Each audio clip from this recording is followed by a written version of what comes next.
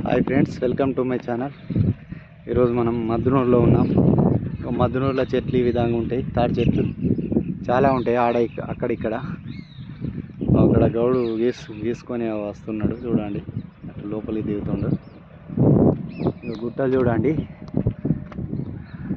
పూర్వకాలంలో ఈ గుట్టలకే నక్సలిజం అనేది చాలా విస్తరించి ఉండేదట.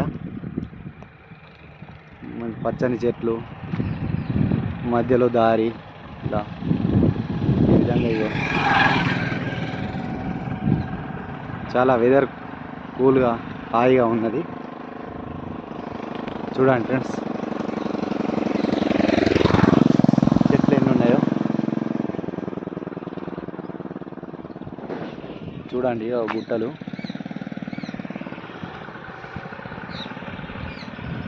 పొలాలు, కాలువ.